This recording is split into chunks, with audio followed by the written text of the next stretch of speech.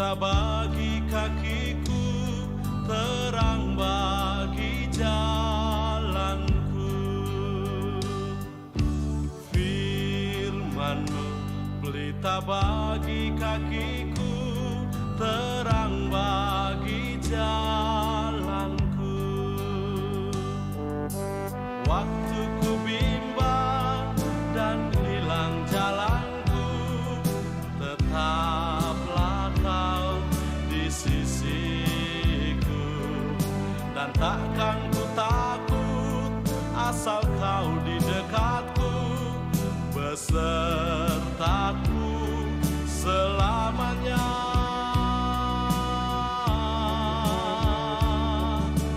Firman-Mu pelita bagi kakiku, terang bagi jalanku. Firman-Mu pelita bagi kakiku, terang bagi jalanku.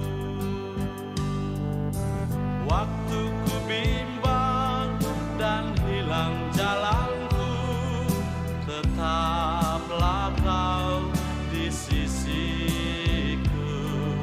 Dan takkan ku takut asal Kau di dekatku, besertaku selamanya.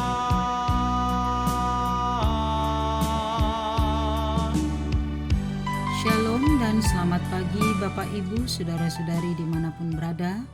Kita kembali bertemu melalui sapaan firman Tuhan dalam siraman rohani melalui channel YouTube HKBP Setia Negara. Mari persiapkan hati dan pikiran kita untuk disapa oleh firman Tuhan. Kita berdoa. Terpujilah nama-Mu ya Allah Bapa di sorga, dalam Yesus Kristus Tuhan kami, Allah yang maha pengasih, Allah yang memberkati hidup kami. Terima kasih atas hari ini Bapa di sorga. Kami yakin dan percaya tangan Tuhan akan selalu menyertai kehidupan kami sepanjang hari-hari kami. Kami akan mendengarkan firman-Mu. Biarlah Tuhan memateraikan itu menjadi pedoman kehidupan kami oleh karena Roh Kudus. Di dalam nama Yesus kami berdoa. Amin. Firman Tuhan bagi kita pada hari Jumat 24 April 2026 tertulis dalam Kolose 2 ayat 6-7, demikianlah firman-Nya. Kamu telah menerima Kristus Yesus Tuhan kita. Karena itu hendaklah hidupmu tetap di dalam Dia. Hendaklah kamu berakar di dalam Dia dan dibangun di atas Dia. Hendaklah kamu bertambah teguh dalam iman yang telah diajarkan kepadamu, dan hendaklah hatimu melimpah dengan syukur. Demikian firman Tuhan. Bapak Ibu jemaat yang dikasihi Tuhan, jemaat Kolose sedang berhadapan dengan pengaruh-pengaruh ajaran yang datang dari luar Kristus.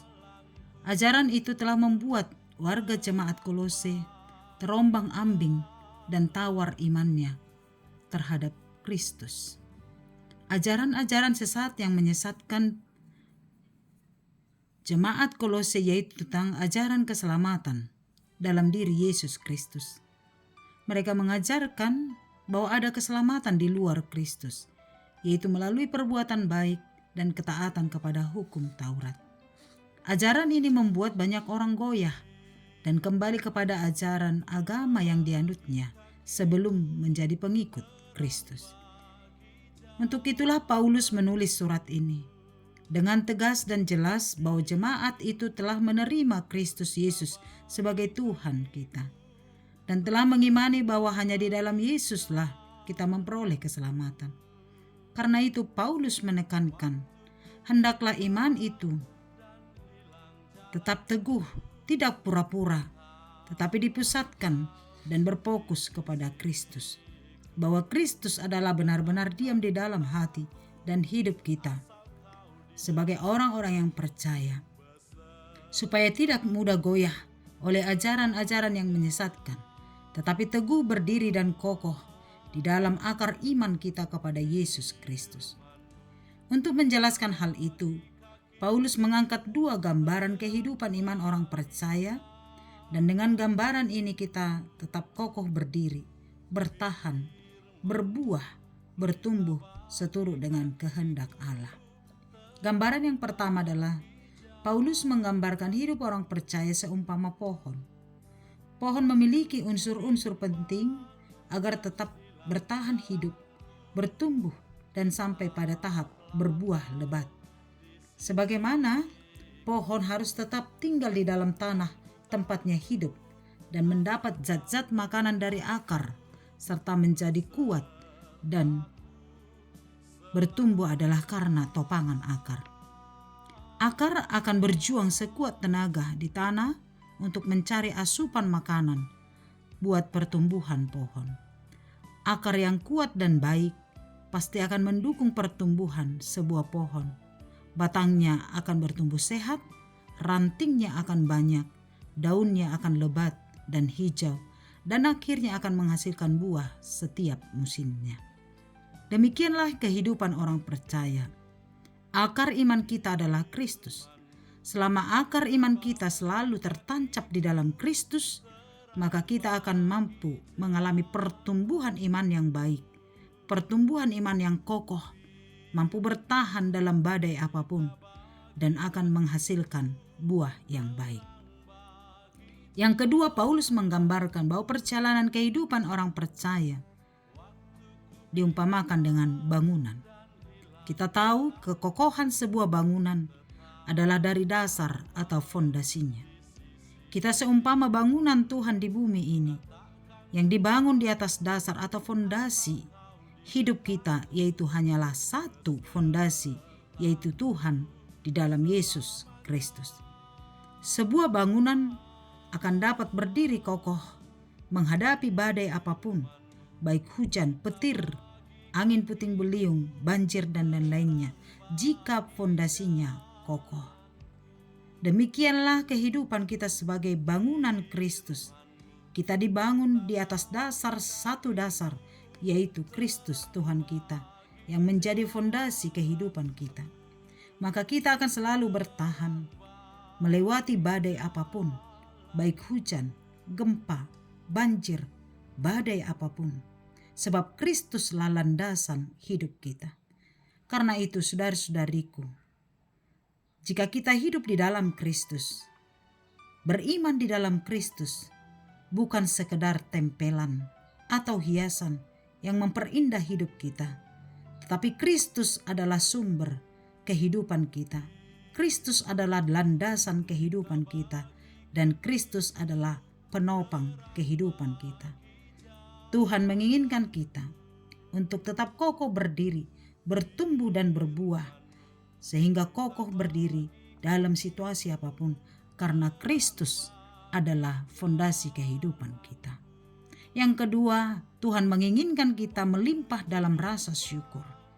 Bersyukur karena Allah telah memanggil kita, telah memilih kita menjadi anak-anaknya. Maka hidup selalu berlimpah di dalam rasa syukur. Orang yang berakar di dalam Kristus, maka dalam badai apapun dia akan selalu mengucap syukur, sebab dia tahu bahwa penopang kehidupannya, landasan kehidupannya adalah Kristus. Dan ketika Allah mengizinkan badai, ketika Allah mengizinkan berbagai tantangan kita hadapi, maka percayalah Tuhan sang akar kehidupan kita, Tuhan yang fondasi kehidupan kita, akan memampukan kita kokoh berdiri. Di dalam rasa syukur itu kita mengimani Tuhan bekerja dalam setiap perjalanan kehidupan kita. Maka tertancaplah di dalam Kristus, berakarlah di dalam Kristus, dan jadikanlah Kristus menjadi landasan dan fondasi kehidupan kita, sehingga kita akan kokoh berdiri, bertahan, dan melewati segalanya di dalam sukacita karena Yesus Tuhan kita. Amin. Kita berdoa. Terima kasih Bapa yang baik buat kasih setia Tuhan, Allah yang memelihara hidup kami. Kami sungguh diberkati oleh firman-Mu pagi hari ini, bahwa kami telah ada di dalam Kristus, sehingga kami akan berakar, bertumbuh di dalam Kristus, sebab Engkaulah dasar fondasi kehidupan kami. Diamlah di dalam hati kami ya Bapa, sehingga kasih setia Tuhan selalu terpancar dalam kehidupan kami. Badai apapun, tantangan apapun akan bisa kami lewati, sebab kami telah kokoh berdiri di dalam satu fondasi, yaitu Yesus Kristus Tuhan kami. Berkatilah kehidupan kami sepanjang satu hari ini. Berkati setiap pekerjaan kami Bapa yang baik. Biarlah Tuhan memberkatinya, sehingga semuanya akan mendatangkan sukacita bagi kehidupan kami dan kemuliaan hanya bagi nama-Mu. Berkati kesehatan kami, berkati keluarga kami, berkati anak-anak kami, berkati saudara-saudari kami yang sedang dalam perjalanan. Tuhan menjaga dan memelihara. Engkau hantar mereka Bapa di sorga ke tujuan yang mereka tuju di dalam sukacita dan damai sejahtera. Berkati jemaat Tuhan yang menghadapi pergumulan. Mari Tuhan kuatkan, mari Tuhan topang, sehingga mereka akan memenangkan pergumulan itu di dalam Tuhan. Saudara-saudari kami yang sedang sakit, Tuhan Yesus yang maha baik, biar tangan Tuhan yang memulihkan, roh penyembuhan yang Kau curahkan, memberkati obat setiap makanan, setiap hatinya, sehingga mereka akan mendapat kesembuhan. Saudara-saudari kami yang berulang tahun hari ini, baik ulang tahun pernikahan ataupun ulang tahun kelahirannya, Tuhan memberkati, Tuhan yang memberi kesehatan, Tuhan yang memberi panjang umur, Tuhan yang memberi damai sejahtera dalam setiap kehidupannya. Kepadamu-lah kami berserah, biar seluruh hidup kami hanya di dalam naungan kasih Tuhan.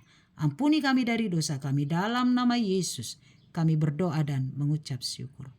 Amin. Anugerah Tuhan kita Yesus Kristus, kasih setia Allah Bapa, dan persekutuan dari Roh Kudus menyertai-Mu.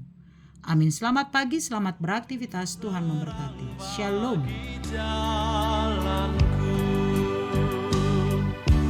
firman-Mu pelita bagi kakiku, terang bagi